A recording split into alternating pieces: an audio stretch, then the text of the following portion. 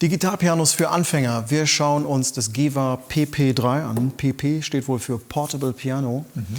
Das gibt es für 600 € in der Anfängerklasse, aber von den deutlichen teureren Geva-Pianos profitiert das. Und das dürfte der Sound sein. Ich bin sehr gespannt.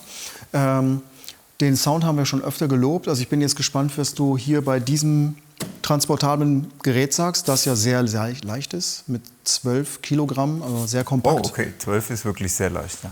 Ja, also das ist die typische Anfängerklasse, die dann zu Hause steht oder auf so einem Stativ. Es gibt auch ein optionales Stativ dazu mit den 3 Pedalen. Dann sieht es aus wie so ein kleines modernes Homepiano. Okay, aber jetzt bin ich gespannt, was du sagst.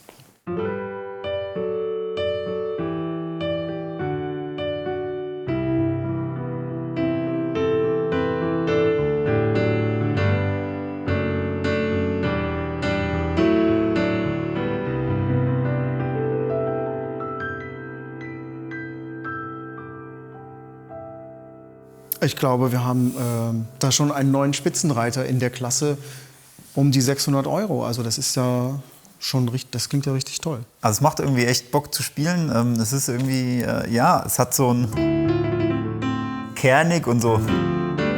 Ja, also der Sound gibt unheimlich viel her, finde ich. Ja, er ist kernig, aber ist trotzdem noch auch wieder oben so intim. Definitiv, da ist ganz schön Dynamik drin. Super. Auch so, wenn man so Oktaven spielt, so.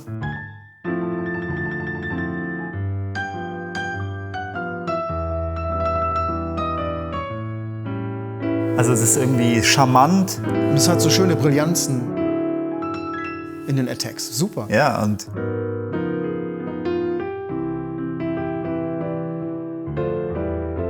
also gerade so ein bisschen so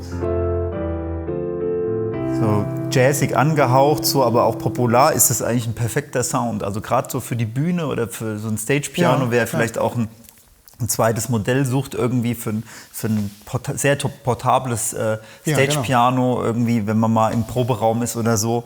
Mega gut, also super. Also ich bin wirklich total ich merke das schon. Überrascht, ja.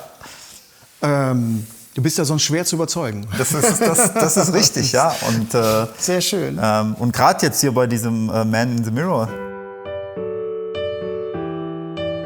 Man hat oben dieser Ton, der so ein bisschen sehr perkussiv ist und hat unten ja, diese Terzenstimme. Und das ist echt, das macht total Spaß.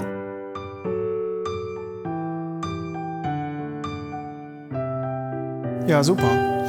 Wir haben uns ja auch das DP 345 angeschaut. Genau. Und das ist eigentlich der gleiche Sound. Spielt sich wahrscheinlich ein bisschen anders, weil die Tastatur ist, glaube ich, hier der Unterschied. Tastatur ist ganz schön leichtgängig, aber passt gut, wenn man gerade so ein bisschen schnellere Jazz-Sachen auch spielt.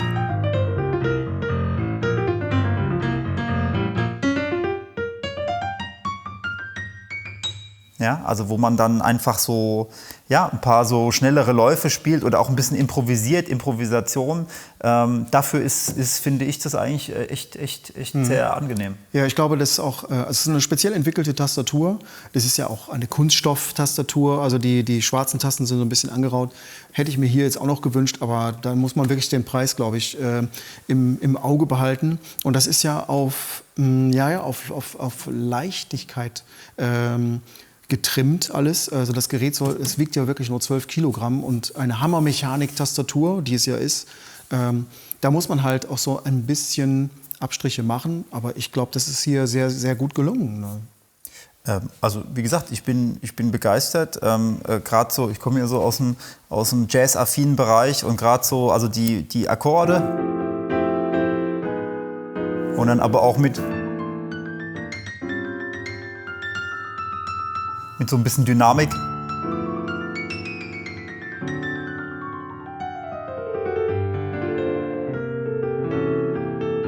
Ja.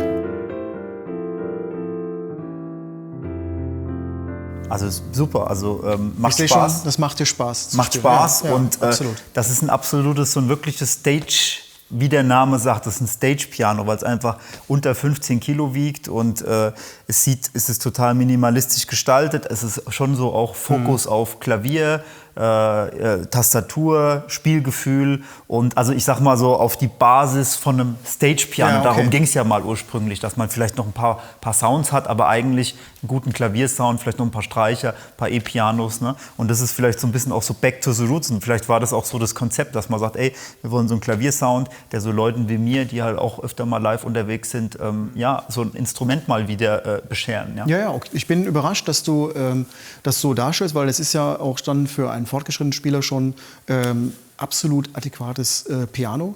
Aber vom Preis her ist es immer noch in der Anfängerklasse. Und ich meine, warum soll man als Anfänger nicht auch einen Top-Sound haben? So, Ja. Das finde ich wirklich jetzt ein toller Kompromiss mit der leichten Tastatur und trotzdem spielt die sich griffig. Gut, schauen wir mal, was es da sonst noch gibt. Das Bedienfeld ist ja wirklich sehr minimalistisch. Wie man sehen kann, hier gibt es so Favorite-Taster, da kann man sich dann 4 Sounds reinlegen. Ich meine, mehr braucht man ja auch eigentlich nicht. Genau, man sieht das dann auch visuell. Dann hat man halt wieder diese obligatorischen E-Piano-Sounds. Ja, okay. Kann man anbieten.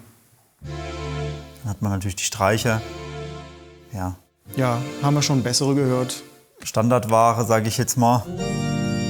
Und dann haben wir dann, Ja, gut.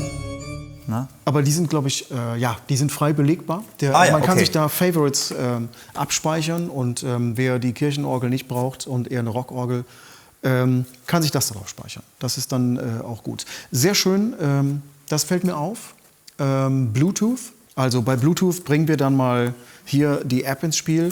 Die Piano Remote App, die Geva kostenlos anbietet für Android und iOS. Hier hat man dann eben so eine Soundauswahl und Soundkategorien, durch die man surfen kann. Und eben hattest du das E-Piano angewählt, das könnte man jetzt auch hier über diese App machen. So, da gibt es noch ein anderes E-Piano. Gut, ja, da kann man sehen, es ist wirklich identisch mit dem DP 345, das wir auch getestet haben. Das sind die gleichen Sounds. Das müsste jetzt ein Wurlitzer-Piano sein. Wunderbar. Gehört auch zu den Klassikern. Wenn man ein Stage-Piano hat, dann muss man einen Wurlitzer und einen Rhodes haben. Und Ja, also funktioniert. super. Super Sache. Also das finde ich schon mal rund. Man kann auch seine Songbibliothek hier abspielen und über Bluetooth Audio dann an die Speaker bringen. Die auch einen guten Sound machen, also für einen Einsteiger Piano, dass man sich mal so ins Zimmer stellt und um darauf zu üben und zu lernen. Ich glaube, dann kannst du auch noch als Klavierlehrer deine Expertise geben. Kann man das einem Anfänger empfehlen, um damit Klavier zu lernen? Ja, auf jeden Fall. Also das Tolle jetzt an diesem Instrument ist natürlich, dass da ganz viel drin ist, was man normal nicht zusammenbekommt. Das ist ein Stage-Piano, ist total leicht. Also man kann es vielleicht auch mal in einem Zimmer mal verschieben und so, ne? Im Gegensatz zu einem festen... Wenn es mal hinter den Schrank muss. Genau, ja. Oder wenn es mal live dabei ist oder vielleicht auch mal, wenn man eine Vorführung hat. Ja. Man hat trotzdem, trotz des leichten Gewichts, integrierte Lautsprecher, die ordentlich klingen. Man darf jetzt nicht die Welt erwarten, aber sie sind da. Ja, klar, man braucht keine extra Verstärkung. Super Design, minimalistisch. Ja, das finde ich auch gut. Wie gesagt, die Tastatur ist gut, gutes Spielgefühl und wie gesagt, alles für den Preis. Ein ordentliches Sustain-Pedal auch noch dabei. Wichtige Sache, das hole ich mal hervor. Man bekommt ein vernünftiges Sustain-Pedal dazu und nicht, wie eben viele das machen in der Preisklasse, mit so einem kleinen billigen Taster. Ja. Was ich wirklich, wie sagst du es, räudig finde. Ja, es ist ein bisschen räudig. Ja, aber das ist klasse. Das ist also richtig gute Hardware und spielt sich auch gut, funktioniert wunderbar, also harmoniert gut auch mit dem Instrument. Also es gibt keine Probleme irgendwie mit dem Pedal. Es gibt noch einen Ständer dazu, einen Notenständer. Genau, ein Notenpult. Und also ich würde sagen, mit der Bluetooth-Konnektivität und der App wirklich echt für 600 € super. Ist ein super Preis, absolut. Also Empfehlung für Anfänger und für Profis. Auf jeden Fall. Als Zweitinstrument. Genau.